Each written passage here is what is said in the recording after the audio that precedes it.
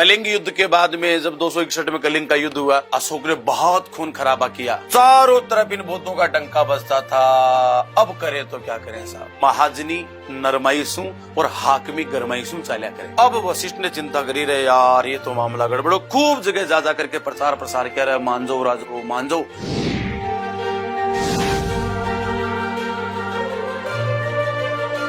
तो ये कहता है कि साहब चंद्रबरदाई क्या कहता है कि आबू के अग्निकुंड से, आबू के अग्निकुंड से उत्पत्ति हुई, आबू के अग्निकुंड से राजपूतों की उत्पत्ति हुई।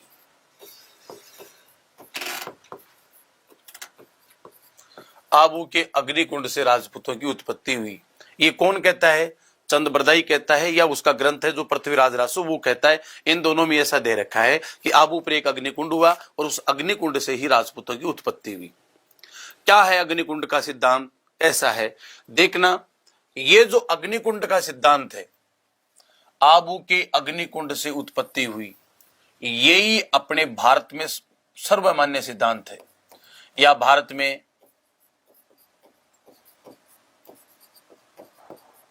सबसे लोकप्रिय सिद्धांत यही है। ज्यादातर लोग यही मानते हैं।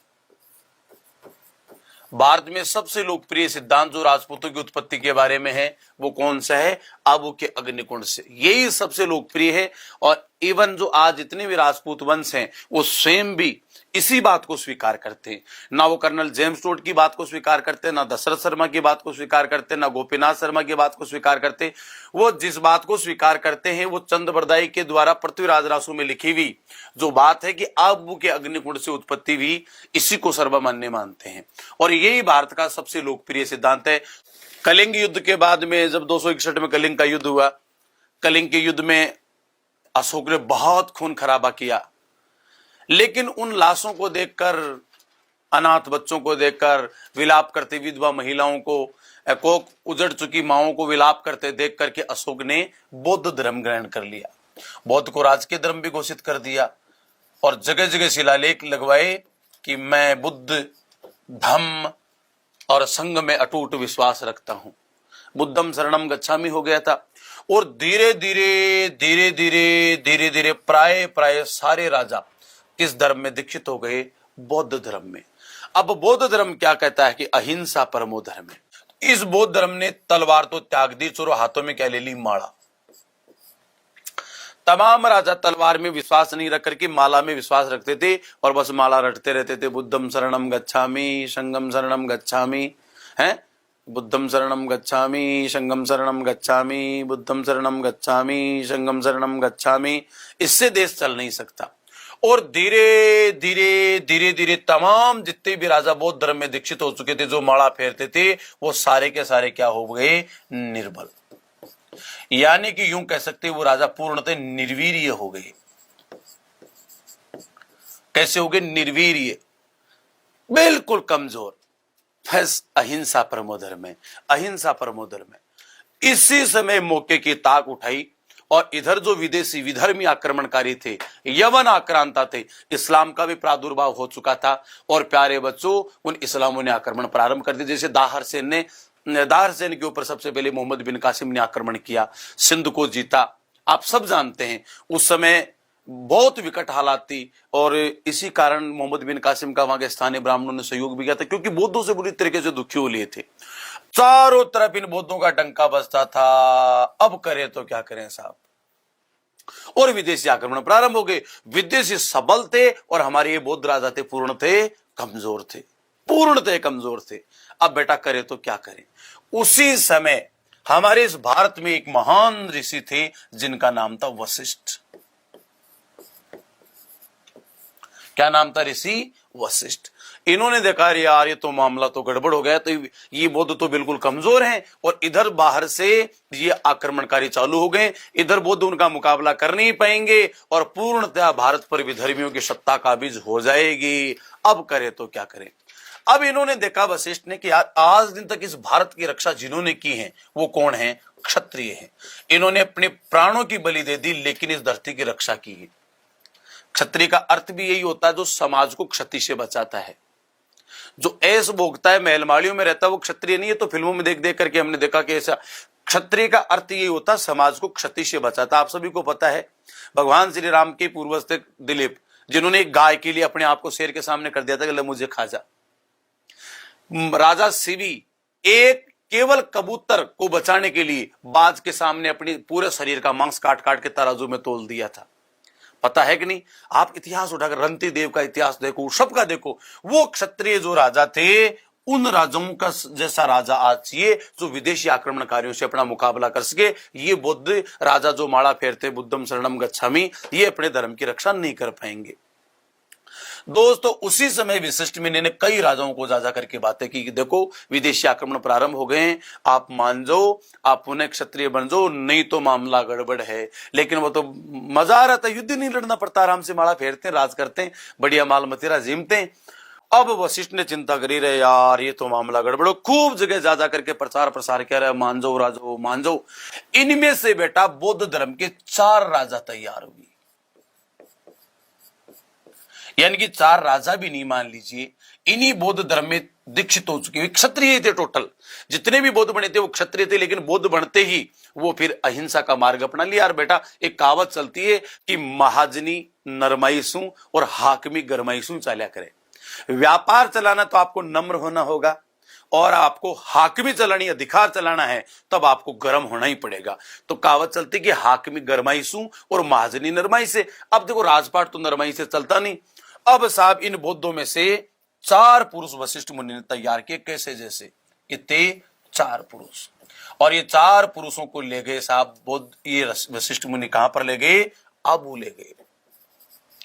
और इनके तो मस्तिष्क में वही बुद्ध की पूरी बातें जम चुकी थी। इन्होंने पूरा आर्य संस्कृति इनको समझाई, और पूरा यह समझा कि क्षत्रिय का जीवन क्या होता है, क्षत्रिय का धर्म क्या होता है, क्षत्रिय की दिनचर्या क्या होती है, क्षत्रिय के लिए घोड़े का क्या महत्व है, क्षत्रिय के लिए हथियार का क्या महत्व है, क्षत्रिय के लिए सबसे बड़ा अगर किसी का महत्व है तो वो प्रजा का है। अजी किसका है? प्रजा का है।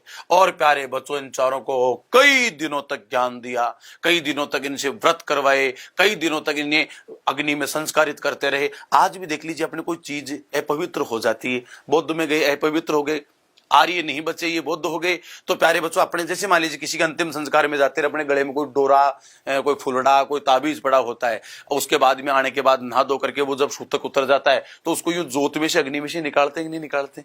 तो इन्होंने क्या किया, वशिष्ठ मुनि ने इन 4 पुरुषों का अग्नि संस्कार किया, पूरा ज्ञान दिया कि तुम्हारे बाप दादा क्षत्रिय थे, तुम्हारे बाप दादा ने ये किया, राम जी ये थे, कृष्ण भगवान ये थे, और पूरा ज्ञान दे करके पूरी जीवन शैली समझाई। और कहा बेटा 12 बरस लो कुकर जीवे बरस 13 सियार, 12 बरस लो कुकर जीवे बरस 13 सियार, बरस 18 क्षत्रिय जीवे, बाकी जीवन का धिक्कार।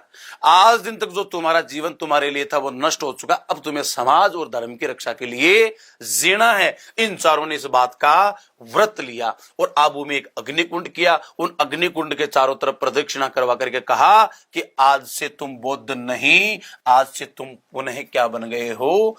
आर्य। और ये 4 के 4 पुरुष क्या बन गए? आर्य। और आर्यों के कौन से वर्ण के थे ये? जो जितने भी बौद्ध बने थे क्षत्रिय थे।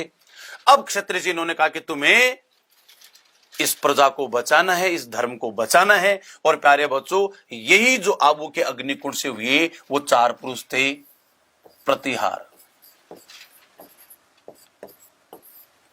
परमार,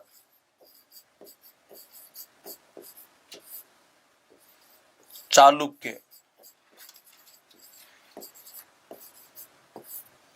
चहमान। ये 4 पुरुष, ये प्रतिहार हमारे परिहार या पड़ीहार भी कहलाते हैं, ये परमार हैं, ये पमार भी कहलाते हैं। ये अपभ्रंश नाम पड़ीहार या परिहार बाद में बना, सही नाम तो प्रतिहारी है। प्रतिहार इसलिए है कि ये भगवान राम के जो छोटे भाई थे लक्ष्मण, उसके वंशज हैं, और भगवान राम के हमेशा चौकीदार रहते थे लक्ष्मण जी, उनके पहरेदार रहते थे। तो प्रतिहार का मतलब ही चौकीदार या पहरेदार होता था। राम के पहरेदार कौन रहते थे? हमेशा लक्ष्मण जी रहते थे, और लक्ष्मण के वंशज होने की वजह से प्रतिहार कहलाते हैं। तो प्रतिहार पड़ीहार कहलाते हैं आजकल, परमार हैं वो पवार कहलाते हैं आजकल, चालुक्य क्या कहलाते हैं? सोलंकी। अब ये चालुक्य से सोलंकी कैसे बना, भाषा विज्ञान की तरफ थोड़ा अपने को जाना पड़ेगा। देखो आप बाड़मेर जैसलमेर क्षेत्र में इनका थोड़ा शासन भी रहा, आबू पर भी इनका शासन रहा, गुजरात में तो खूब शासन रहा इनका। तो उधर क्या करते हैं आप देखो, चेका क्या कर देते हैं, से कर देते हैं, चेका क्या कर देते हैं, से। पश्चिमी राजस्थान की खासियत है, चाय को वो चाय नहीं बोलेंगे, साई बोलेंगे। चौधरी को चौधरी नहीं बोलेंगे, शोधरी बोलेंगे, शोधरी। तो चालुक्य को कर दिया इन्होंने सोलंकी, कैसे किया देखो, चेका से। तो ये इधर आए तो ये चालुक्य क्या हो गया, शालुक्य। इन लोगों ने क्या किया, शालुक्य कर दिया। और सालुक्य बिगड़ करके क्या बन गया, सोलंकी। एल वो के वो अक्षर से सो, लू से लंग और के से की। इस प्रकार सालुक्य से क्या बन गया, सोलंकी। चालुक्य और सोलंकी एक ही बात है। चले बेटा आगे। तो इस प्रकार चौथी चहमान, तो यही चहमान आजकल क्या कहलाते हैं, यही चहमान कहलाते हैं चौहान। ये लो साहब, ये जितने भी क्षत्रिय पैदा हुए ये कैसे पैदा हुए, वशिष्ठ मुनि द्वारा किए गए यज्ञ से।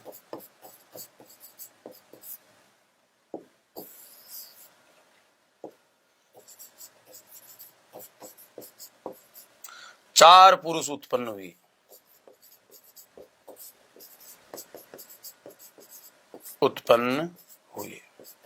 वो चार पुरुष कौन कौन हैं, ये रहे साहब चारों। कौन कौन, प्रतिहार, परमार, चालुक्य और चौहान। अब साहब बात आती है ये कि इस मत का सिद्धांत इस मत का समर्थन किसने किया। इसका समर्थन करने वाले थे एक तो मूणोत नैणसी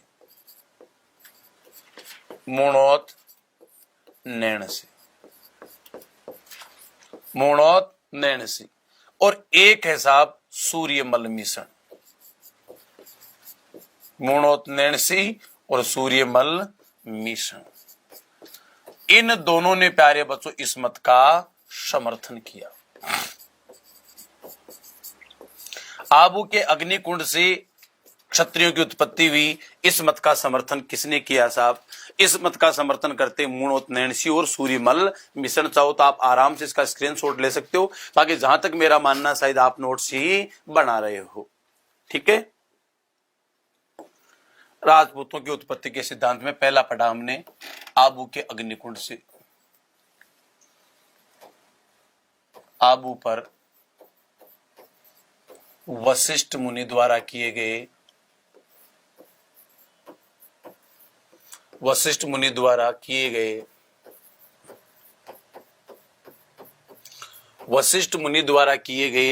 यज्ञ से उत्पन्न हुई।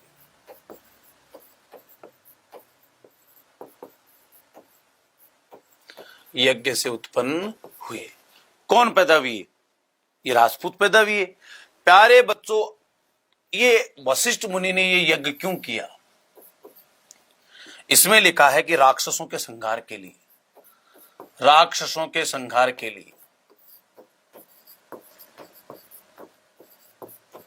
संहार के लिए उत्पन्न किए। किसने, वशिष्ठ मुनि ने। राक्षस आते थे, इनकी तपस्या भंग करते थे, इनके यज्ञ कुंड में, हवन कुंड में हड्डियां डाल जाया करते थे। प्यारे बच्चों, यहाँ राक्षस किससे कहा गया, राक्षस कहा गया है विदेशी आक्रमणकारियों को। वो यहाँ के धर्म को नहीं मानते थे, विदेशी आक्रमणकारियों को।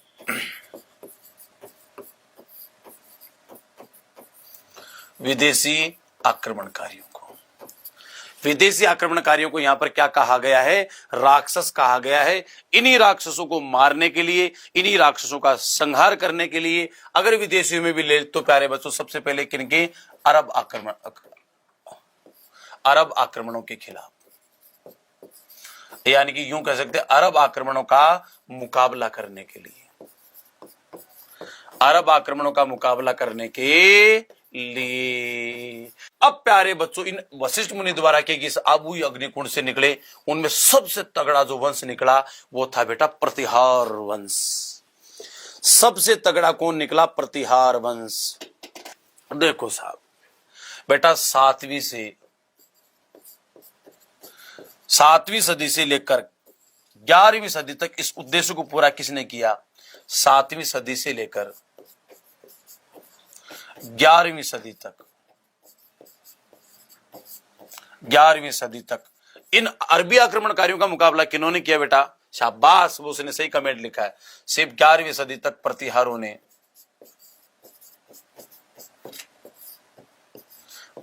ने अरब आक्रमणकारियों का सफल मुकाबला किया, यानी उनको अंदर घुसने ही नहीं दिया हिंदुस्तान में।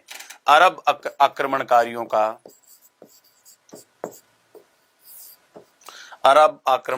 का सफल मुकाबला किया। घुसने नहीं दिया, जीते प्रतिहार, अरबों को खदेड़ दिया। पहला सिद्धांत तो पूरा हुआ कि राजपूतों की उत्पत्ति आबू के अग्निकुंड से हुई थी, कोई शक? अब देखो साहब, कई इन्हें राजपूतों को ब्राह्मणों की संतान भी मानते हैं।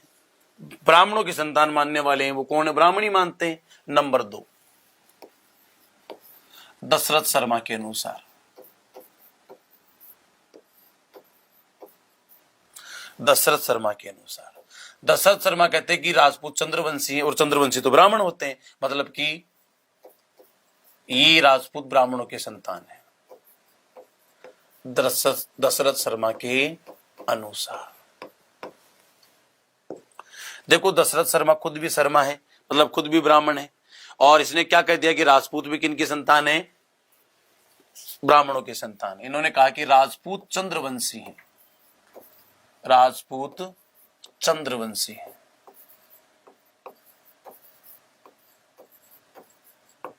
अर्थात राजपूत चंद्रवंशी अर्थात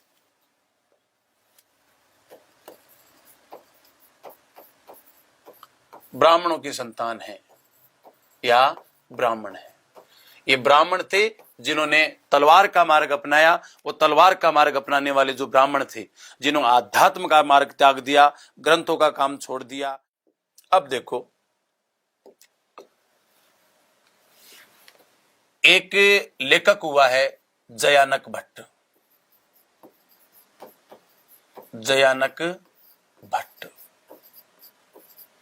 चलो, जयानक भट्ट ने ग्रंथ लिखा है और ग्रंथ का नाम है पृथ्वीराज विजय।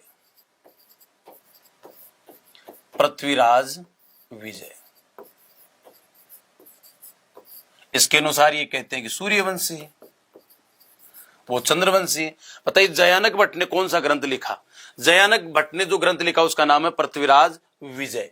वैसे ही बेटा एक देखिएगा, एक ग्रंथ एक है जिसका नाम है नयन चंद्र सूरी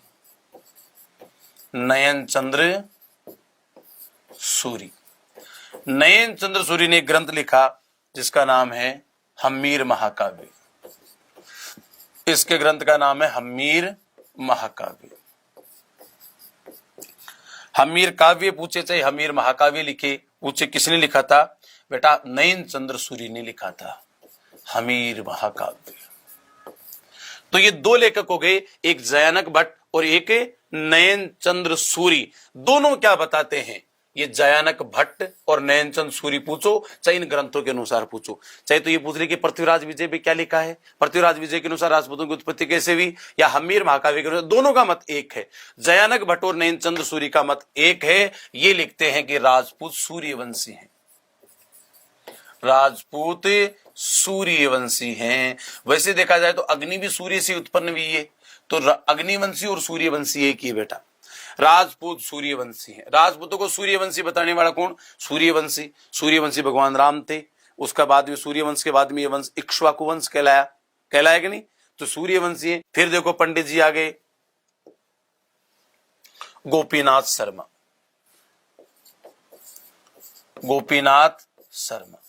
पढ़ा हुआ यश कौन नहीं लेना चाहता? फोकट में यश मिले तो हर कोई लेना चाहता है।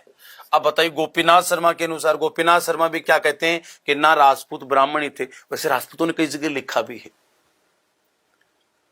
मेवाड़ वाले कहते हैं हम वत्स गोत्र के ब्राह्मण हैं, चौहान भी वत्स गोत्र के ब्राह्मण कहलाते कि नहीं कहलाते? प्यारे बच्चों, गोपीनाथ शर्मा के अनुसार पूछा जाए तो राजपूत ब्राह्मणों की संतान है। राजपूत ब्राह्मणों की संतान है।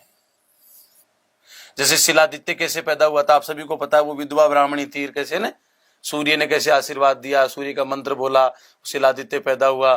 फिर सूर्य ने उसको एक शिला दी, उसको पानी में फेंका, उससे 10 घोड़ों वाला रथ निकला है ना, और उसमें सवार होकर सारे युद्ध जीते। तो गोपीनाथ शर्मा के अनुसार राजपूत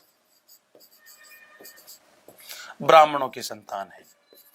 लेकिन ये जो राजपूत ब्राह्मण राजपूत बन गए थे, ये ब्राह्मणों से अलग संस्कृति के थे, मांस मदिरा का सेवन करते थे, शिकार करते थे। राजपूत ब्राह्मणों की संतान है। तो राजपूत ब्राह्मणों की संतान एक तो दशरथ शर्मा ने बता दिया और एक गोपीनाथ शर्मा ने बता दिया, क्योंकि दोनों भी ब्राह्मण है और अपना पढ़ा यश लेना में कोई दिक्कत नहीं आता। एक आते छोरो इतिहासकार कनिंगम। कर्नल टोड वाली बात की हमल भर ली इसने तो। कनिंगम छोरो कनिंगम क्या कहता है कि राजपूत कुषाणों की संतान है, राजपूत विदेशी है। कनिंगम क्या कहता है? कनिंगम कहता है कि राजपूत विदेशी हैं, विदेशी हैं। और विदेशियों में भी किन की हैं? विदेशी हैं, यानी कि यूं कह सकते कुषाणों की संतान बताया है। राजपूत कुषाणों के वंशज हैं, वैसे कुषाण राजा अपने भारत में बहुत अच्छी हुई, कनिष्क आदि एक नहीं हुए, उन्हीं के वंशज क्या कहलाते हैं? आज राजपूत कहलाते। देखिए कनिंगम के अनुसार राजपूत विदेशी, विदेशों में भी किन की संतान है? कुषाणों की संतान है। कुषाण विदेशी थे और उन्हीं कुषाणों की संतान राजपूत हो गए। बाद में जाकर के कुषाण ही राजपूत कहलाने लगे। ये कहने वाला कौन है? कनिंगम। कनिंगम कहते हैं कि राजपूत विदेशी यानी कि किनके संतान है? कुषाणों के वंशज। अब देखो साहब हमारे कर्नल टोड साहब क्या कहते हैं। चलो ये पीडीएफ बहुत जरूरी है, 100% आपके एक प्रश्न इसमें से जरूर आएगा। आज नहीं को तो 2 भी आ जाते हैं। 2 चीज बड़ी महत्वपूर्ण है, एक तो एकीकरण और एक राजपूतों की उत्पत्ति के संतान। इनमें से बहुत ज्यादा प्रश्न आया करते हैं। आइए कर्नल टोड के अनुसार कितनी संख्या लगाई थी उधर देख लेते। देखिए 6 क्या लगाई थी? 6 लगाई थी। अब देखते हैं नंबर 7।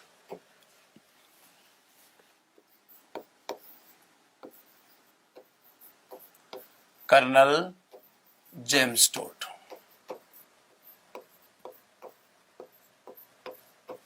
कर्नल जेम्स टोड क्या कहता है? ये अलग ही थ्योरी देता है कि कई विदेशी यहां पर आए। हमारे हिंदुस्तान में कई विदेशी जातियां आई, शक, हूण, कुषाण।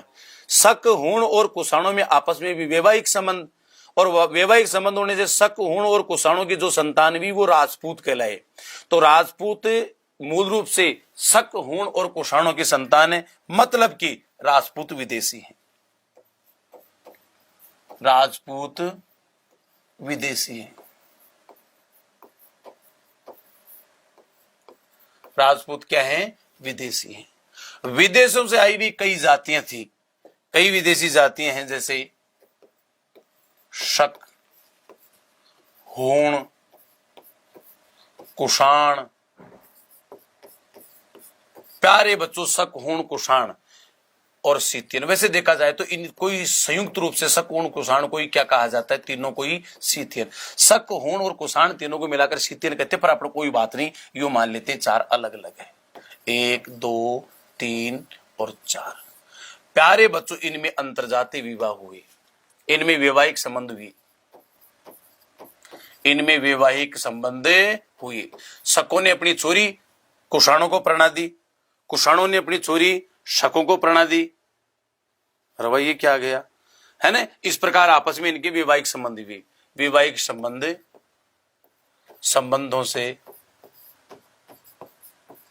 5वीं जाति, वैवाहिक संबंधों से 5वीं जाति पैदा हुई। और ये जो नई जाति पैदा हुई यही क्या कहलाए?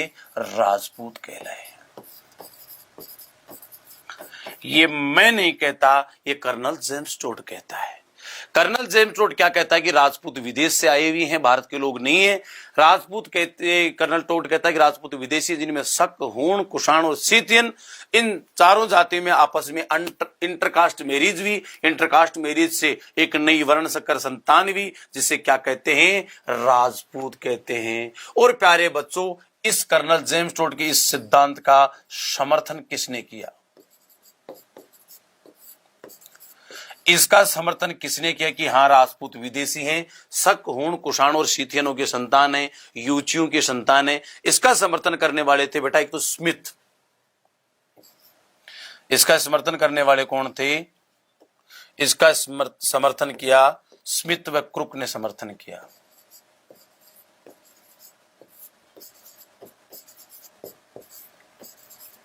स्मिथ व क्रुक ने समर्थन किया। तो अपन ने सिद्धांत पढ़ लिए राजपूतों की उत्पत्ति के 7। कितने सिद्धांत पढ़ लिए? 7 पढ़ लिए साहब। अब चलें बेटा, इतिहासकार एक हुए अपने ईश्वरी प्रसाद। ईश्वरी प्रसाद क्या कहते हैं बेटा इस मामले में? ईश्वरी प्रसाद भी यही कहते हैं कि राजपूत विदेशी हैं। 8वां नंबर,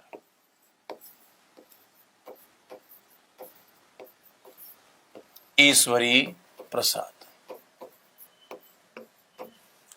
कौन से इतिहासकार हैं? ईश्वरी प्रसाद ने भी यही कह दिया कि राजपूत यूचियों की संतान है, गुर्जरों की संतान है। गुर्जर भी विदेशी हैं के अनुसार राजपूत विदेशी है। कर्नल टोड ने भी विदेशी कहा है, ईश्वरी प्रसाद ने भी राजपूतों को विदेशी कहा है, कनिंगम ने भी विदेशी कहा है, स्मिथ ने भी विदेशी कहा है और क्रुक ने भी विदेशी कहा है। और मजे की बात बेटा जी, D.R. भंडार के अनुसार भी राजपूत विदेशी हैं।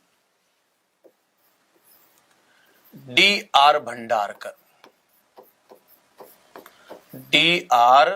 भंडारकर, D.R. भंडारकर भी सेम यही बात दोहराता है कि राजपूत विदेशी है, गुर्जरों की संतान है, यूचियों की संतान है, और वे गुर्जर या जो यूची हैं वो भी विदेश से ही आए थे। ये कहने वाले कौन है? Doctor D.R. भंडारकर। तो विदेशी D.R. भंडारकर मानता है, ईश्वरी प्रसाद मानता है, कर्नल जेम्स टोड मानता है, कनिंगम मानता है, क्रुक मानता है और स्मिथ मानता है। ये सब क्या मानते हैं? राजपूतों को विदेशी मानते हैं। अब आइए चलते हैं कि इनको स्वदेशी मानने वाले कौन हैं।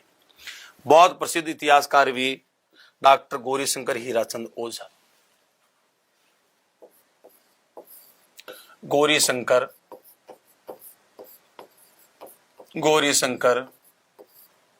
हीराचंद ओझा,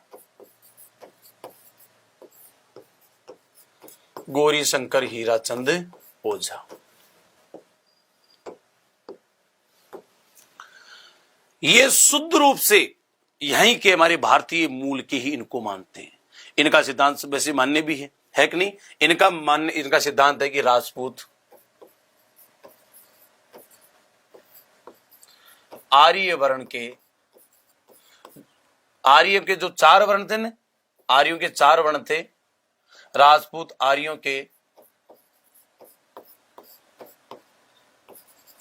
क्षत्रिय वर्ण के संतान है, क्षत्रिय वर्ण की संतान है, यानी कि वो क्षत्रिय ही हैं जी, जैसा बापूजी वैसा बेटा। गौरीशंकर हीराचंद ओझा कहता है कि राजपूत शुद्ध रूप से आर्य हैं। आर्यों में 4 वर्ण होते थे, ब्राह्मण, क्षत्रिय, वैश्य और शूद्र। उनमें से आर्य के कौन से वर्ण के हैं? ये क्षत्रिय वर्ण के हैं। एक वे इतिहासकार सीवी वेद, एक वे इतिहासकार सीवी वेद। आइए चलते हैं सीवी वेद के अनुसार चलते हैं कि सीवी वेद क्या कहते हैं। कोई शक, कोई डाउट? सीवी वेद कहते हैं कि राजपूत शुद्ध रूप से भारतीय हैं, विदेश से नहीं है। विदेश से बताने वाले हैं वो पूर्णतया मूर्ख हैं। राजपूत विशुद्ध भारतीय है, राजपूत विशुद्ध यानी कि प्योर, ब्रांडेड। जैसे वो अपने एक मीणा ना, ब्रांडेड मीणा, तो ये ब्रांडेड इंडियन है। Rajput are branded Indian, Rajput विशुद्ध भारतीय है।